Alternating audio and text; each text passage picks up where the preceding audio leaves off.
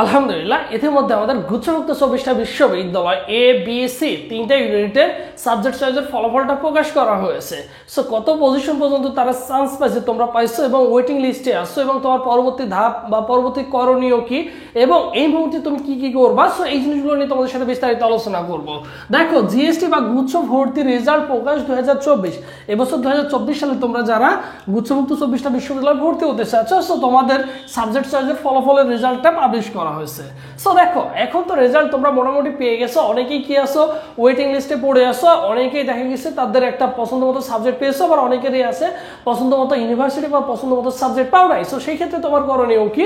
So কয়েকটা জিনিস নিয়ে আলোচনা করবো, সেটা হচ্ছে অলসো দেখো ভর্তি ফি প্রদান, মূল নম্বরপত্র, অল মাইগ্রেশন এবং অল মাইগ্রেশন অফ আর অন নিয়ে তোমাদের সাথে বিস্তারিত আলোচনা করব। দেখো, তোমরা যারা ইতিমধ্যে সাবজেক্ট পেয়ে গেছো, তোমরা এখন তোমার জিএসটির যে মূল ওয়েবসাইট আছে সেটা লগ ইন করে ইউজার আইডির পাসওয়ার্ড দিয়ে লগ ইন করে তুমি দেখতে পাবা যে তুমি কোন কোন সাবজেক্টের জন্য মনোনীত হয়েছে, তোমার কোন কোন সাবজেক্টগুলো কত নাম্বার ওয়েটিং লিস্টে আছে। এখন সে ধরে নাও তুমি কিভাবে সাবজেক্ট পাইছো একটা শিক্ষার্থী, মনে করো এটা হচ্ছে একটা কি সাবজেক্ট, তুমি 1 নম্বর 2 নম্বর 2 নম্বর 3 নম্বর 4 নম্বর 5 নম্বর 6 7 8 9 10 তুমি এইভাবে কি করছো সাবজেক্টগুলো চয়েস দিয়ে রাখছো। সো ধরে নাও তুমি হচ্ছে কি পাইছো, এই 5 নম্বর সাবজেক্টটা পাইছো, 5 নম্বর সাবজেক্টটা পাইছো, ধরে নাও যে কোনো একটা ইউনিভার্সিটি তুমি 5 নম্বর সাবজেক্টটা পাইছো এবং নিজের যতগুলো সাবজেক্ট ছিল তুমি কিন্তু অলমোস্ট সবগুলো হচ্ছে সিলেক্টেড ছিলা, তুমি সবগুলোই সিলেক্টেড ছিলা, তুমি একটা সময় এসে তুমি 5 নম্বর সাবজেক্টে হচ্ছে সিলেক্টেড হয়েছে, মোটামুটি তোমার রেজাল্ট ভালো, ঠিক আছে। এখনও তুমি এগুলোতে কি আসো, এটাতে মনে করো ওয়েটিং আসো, এটাতে ওয়েটিং আসো, এটাতে ওয়েটিং আসো, এইভাবে তুমি মোটামুটি ধরে নাও সবগুলোতে কি আসো ওয়েটিং লিস্টে আসো। ধরে নাও এটাতে মনে করো 180, এটাতে 99 আসো, এটাতে 50 আছে, মনে করো এটাতে কত আছে 60 আছে। সো এইরকম তুমি কিন্তু ওয়েটিং লিস্টে আসো, তোমার এই পর্যন্ত এসে তুমি কিন্তু সাবজেক্টটা পেয়ে গেছো 5 নম্বর এসে। আর নিচের যতগুলো সাবজেক্ট চয়েস দিয়েছিল মোটামুটি ওই সাবজেক্টগুলোর জন্য সবগুলো তুমি এলিজিবল ছিল, সো ওই সাবজেক্টগুলো বাদ, কারণ তুমি ওইগুলো তো পড়তে চাও না। এখন কথা হচ্ছে এই সাবজেক্টগুলো তুমি কিভাবে, দেখো এখন এই পর্যন্ত তুমি যে ইউনিভার্সিটিটা পাইছো, সো এই ইউনিভার্সিটিতে তুমি সিলেক্টেড, দেখবে যে ওখানে সিলেক্টেড লেখা আছে, তোমার তুমি সিলেক্টেড হইছো সুন্দর করে। সো সেই ক্ষেত্রে তোমরা যারা সিলেক্টেড হইছো ফি প্রদান করতে হবে তোমাকে। দেখো 5/6/2024 থেকে 7/6/2024 রাত 11টা রাত 11:59 মধ্যে তোমাকে কি করতে হবে, অবশ্যই ফি প্রদান করতে হবে। সেই ফিটা হচ্ছে 5,000 টাকা। এই 5,000 টাকা তোমাকে অনলাইনে কি করতে হবে, পেমেন্টটা করতে হবে এবং পেমেন্ট স্লিপটা তোমার কাছে সংগ্রহ করে রাখতে হবে। বিষয়টা ক্লিয়ার? সো তোমাকে কি করতে হবে, তুমি যদি এই 5,000 টাকা পেমেন্ট না করো এই 5 থেকে 7 তারিখের মধ্যে, তাহলে অন্যথায় তোমার ভর্তি কিন্তু বাতিল হয়ে যাবে, কোনোভাবেই তুমি আর পরবর্তীতে সাবজেক্ট পাবা না। বিষয়টা ক্লিয়ার, মাথায় রাখিও। এরপরে দেখো মূল নম্বরপত্র, হ্যাঁ মূল নম্বরপত্র তোমাকে জমা দিতে হবে। দেখো 6/6/2024 থেকে 8/6/2024 বিকেল 3টার মধ্যে তোমাকে অবশ্যই কি করতে হবে, নম্বরপত্র জমা দিতে হবে। সেটা হচ্ছে সশরীরে উপস্থিত হতে হবে তোমাকে, ঠিক আছে। তুমি যে একজন শিক্ষার্থী, তোমাকে কি করতে হবে, অবভিয়াসলি তোমাকে হচ্ছে উপস্থিত হতে হবে। বিষয়টা ক্লিয়ার? কোন ইউনিভার্সিটি, তোমার সারা বাংলাদেশে যে ইউনিভার্সিটি তুমি সাবজেক্ট পাইছো, তোমার বাসা থেকে যতই দূরে হোক তোমাকে সেখানে যেতে হবে। কোন তারিখের মধ্যে, 6 থেকে 8 তারিখের মধ্যে তোমাকে অবশ্যই যেতে হবে। যাওয়ার সাথে সাথে তোমাকে কি করতে হবে, এই যে এসএসসি এবং এইচএসসি যে অরিজিনাল মার্কশিটটা রয়েছে, এই অরিজিনাল মার্কশিট তোমাকে কি করতে হবে, জমা দিতে হবে। এবং তুমি যে 5,000 টাকা দিয়ে কি করেছিলে, নিশ্চয়ন করেছো, 5,000 টাকার যে স্লিপটা ছিল, তো সেই স্লিপটাও তোমাকে সাথে নিয়ে যেতে হবে। এবং পাশাপাশি তুমি যদি যে জিএসটি অ্যাডমিট কার্ড মানে কাগজপত্র মোটামুটি তোমার কাছে যেগুলো থাকে ওভারঅল সবগুলো নিয়ে চলে যাবে এবং কিছু হচ্ছে পাসপোর্ট সাইজ ছবিও সাথে নিয়ে যাবা। যেগুলো চাই, যে কাগজপত্রগুলো চাই তোমাকে অবশ্যই তখন সেগুলো তুমি কিন্তু দিয়ে আসতে পারবে। কিন্তু মেনলি তোমার এখানে লাগবে কোনটা, এসএসসি অরিজিনাল মূল মার্কশিট এবং পাশাপাশি হচ্ছে তোমার 5,000 টাকা পেমেন্ট করেছে সেই স্লিপটা তোমার কিন্তু প্রয়োজন হবে। বিষয়টা ক্লিয়ার?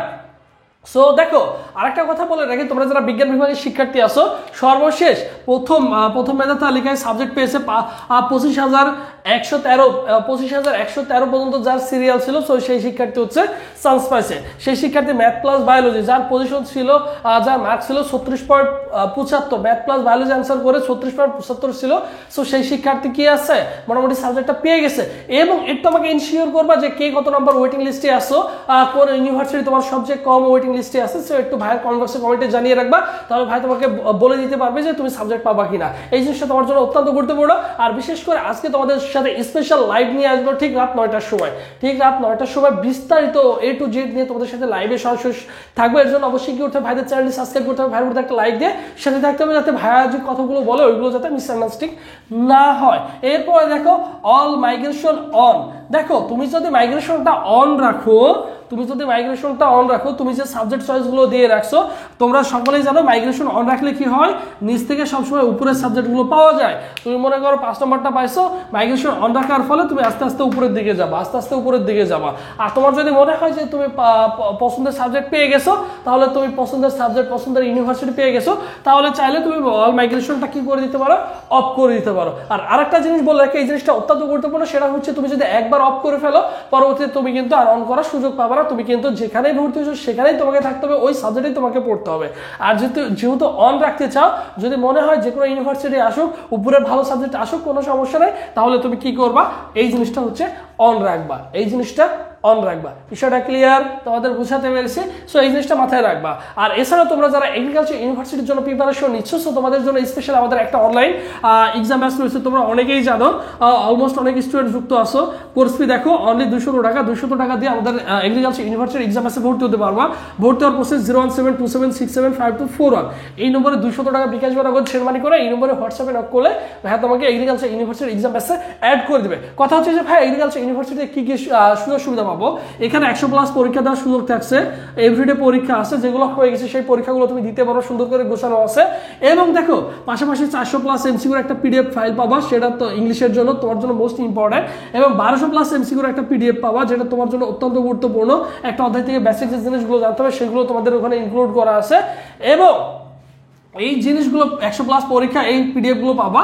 এবং আরেকটি পাচ্ছ, সেটা হচ্ছে দেখো কৃষি গুচ্ছ রিলেটেড বিগত 6-7 বছর যে টপিকগুলো থেকে বিগত বছর ঘুরে ফিরে বারবার যে কোশ্চেনগুলো আসে, ওই রিলেটেড 100টা টপিক সাজেশন রেডি করা আছে। কত? 100টা টপিক সাজেশন রেডি করা আছে।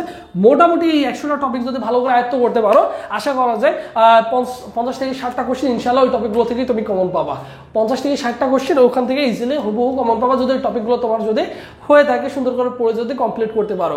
সো এইগুলো তোমার দ্বারা সুন্দর করে থিসিস করে বের করে দিচ্ছি, যাতে কোশ্চেন ব্যাংক সলভ করে তোমাকে খুঁজে কষ্ট করে বের না করতে হয়। সো এই জিনিসগুলো সুন্দর করে খুঁজে তোমাদের জন্য বের করে দেওয়া আছে, সুন্দর করে সাজেশন আকার রেডি করা আছে।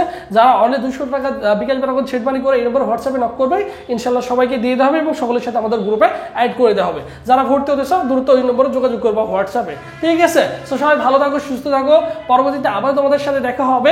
আর এছাড়াও যদি তোমাদের কারো কোনো কোশ্চেন থাকে